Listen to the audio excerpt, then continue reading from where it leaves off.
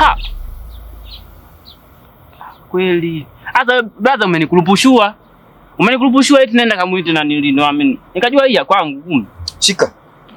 Shika mbei ni ya macho mdogo wangu. Hii miwani ni ya macho mdogo wangu. Mimi sioni. Hii yenyewe piwa kabisa. Manganyu. Manganyu. Hii hapa. Nguvu alioni. Nitakuumiza mdogo wangu. Sasa safari yangu nilikuwa nimeelekea Ifunde. Kutokana na tukio ambalo lilitokea kwa kijana mwenzenu Zayumba. Bila shaka yeye anakumbuka. Hilo tukio lilikuwa ni tukio ambalo sio la kawaida sana. Na mimi kama kiongozi, lakini pia kama mtu mzima, niliamua kuchukua maamuzi ya kiutu uzima. Nilisafiri, nikaelekea Ifunde. Na huko nilienda kwa mtaalamu. Unaona, huyo mtaalamu alinielezea mambo mengi sana. Na huyo kiumbe ambaye anatengeneza matukio sio kiumbe wa kawaida. Huyo kiumbe ni jini.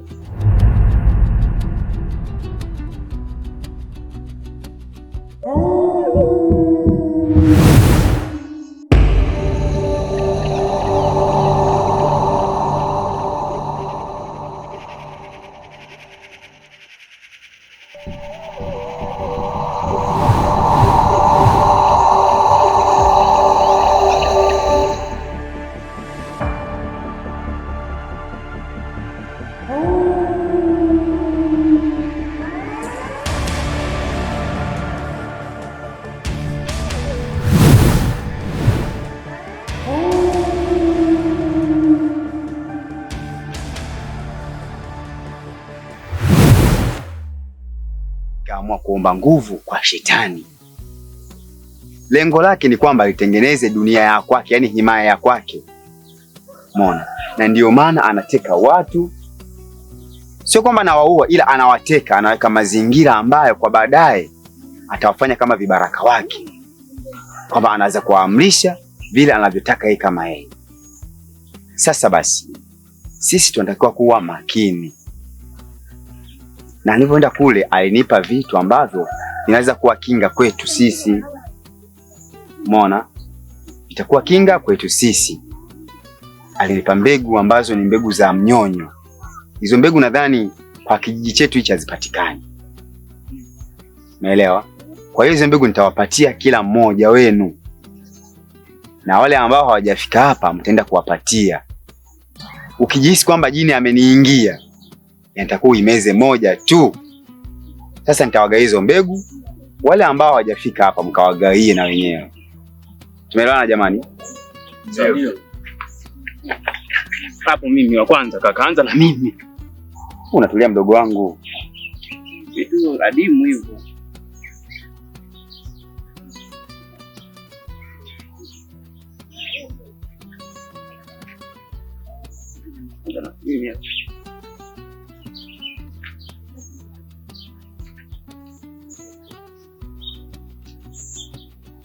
Pika vizuri, umeone.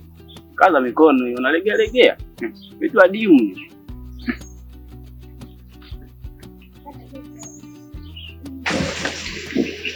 Asante.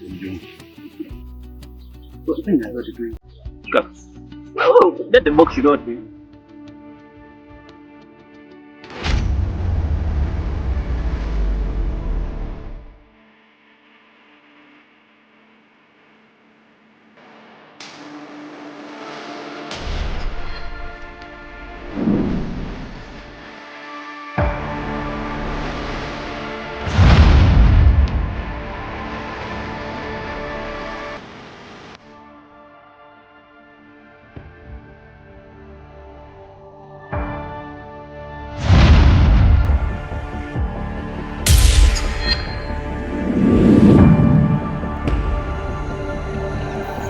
Kaka, si uniongezee. Yaani ndo hizi 10 zinanitosha mimi. Sasa naombea wako ukazimeze au kazitupe, shauri yako. Samahani mjumbe. Nilikuwa nauliza kwamba hizi mbegu hazina madhara kweli? Kuhusu hizi mbegu, ni kweli zina madhara. Tena madhara makubwa sana. endapo utashindwa kufuatia masharti ambayo nimewapatieni. Endapo utashindwa kufuata masharti. Hizi mbegu kwanza nadhani naziona ni ndogo sana. Kwa hiyo haitakiwi wakati unaimeza uitafune. Inatakiwa uimeze nzima kama ilivyo. Umeelewana jamani? Ndio. Na hii mbegu utakiwa kuimeza kabla ya jini haja kuingia. Na maana kama utaimeza jini hayumo ndani ya mwili wako, unaweza kupoteza maisha au kuwa chizi kabisa. Kaka nimeshameza. Nakutania. Nakutania bwana. Kwa jamani ni hivyo. Kwanza nawashukuruni kwa kuitikia wito. Umekuja kwa wakati sahihi. Kwa hiyo mwenye majukumu yake anaweza kaendelea na majukumu yake. Karibuni tena kwa mara nyingine. Samani. Nilikuwa na mazungumzo na wewe. Walau dakika moja. Shukrani. Karibu sana. Ngamka kijana. Wa kuumizwa. Haya baridi wewe.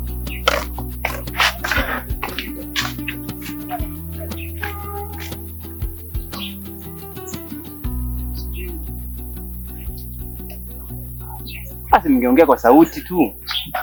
Karibu sana.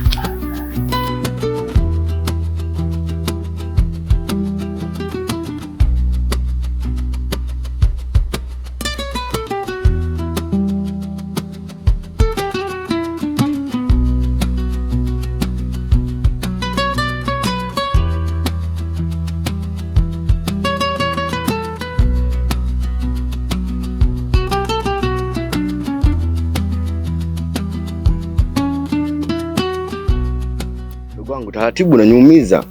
Haya. Sio roboti. Sawa. Ila mdogo wangu nazingua sometime ujue.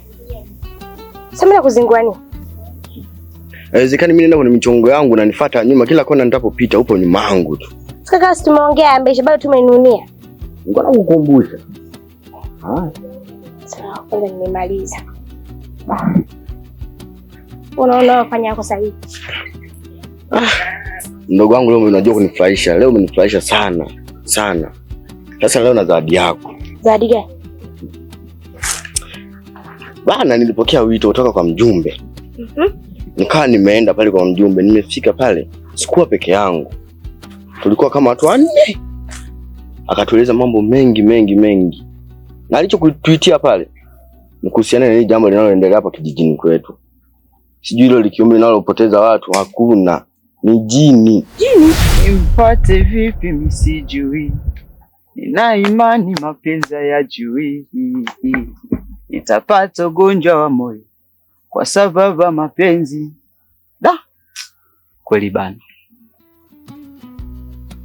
bora kuachana naye, la sivyo atanipoteza huyu mtoto mimi. Jamani, mashenye magumu, kazi sina sasa hivi. Afiti na mimi ndo nakaza fuvu kwenye mapenzi. Kwa nini leo sikubali kuendeshwa na mapenzi?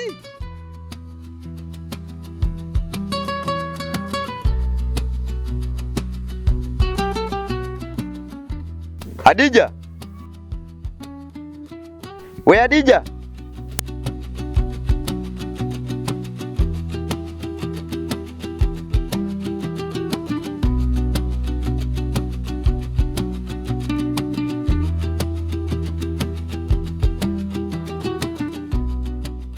Hadija, hata kama nimekukwaza kiasi gani, isiwe sababu ya wewe kupita bila kunisalimia.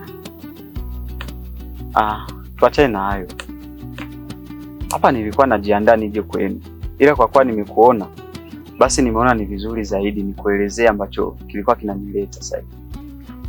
Hadija, najua nimekukwaza, nimekukosea vibaya mno, tena kwa muda mrefu. Hadija, mimi leo nakuahidi sitorudia kukusumbua tena. Nimekaa nikafikiria, nikaona kabisa nawe yafanya sio vizuri. Kwa hiyo naomba unisamehe. Mimi na wewe tuwe kama kaka na dada. Sitorudia kukusumbua tena.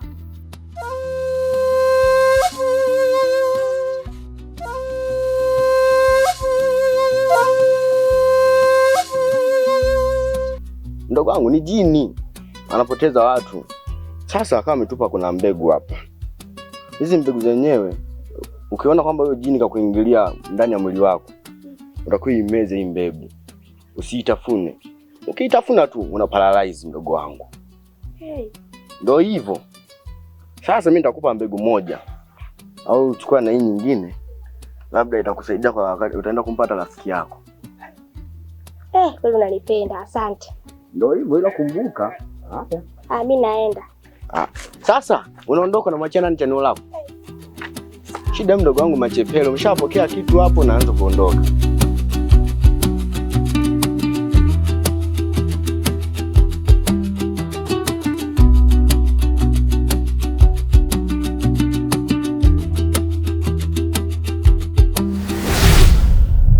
Hakuna haja ya kujielezea sana. Kwani mimi na wewe tuna tofauti gani? Halafu, kwani wewe umenikosea wapi? Na Yesu unaleta masiara. Ila kwa hili mimi niko serious. Usipoziba ufa utajenga ukuta. Nimeona tu bora nikuombe msamaha mapema kabla mambo hayajaribika. Adija, sisi ni binadamu. Leo linaweza likakukuta jambo ukaanza kuniwaza mimi kwamba nilikufanyia hicho kitu. Au pengine kwangu mimi likanitokea jambo nikaanza kukuhisi vibaya wewe. Kwa hiyo ni bora tumalize tofauti zetu mimi na wewe. Ili kila mtu aishi huru. Kama nilivyokuelezea hapo awali, mimi na wewe hatuna tofauti yoyote.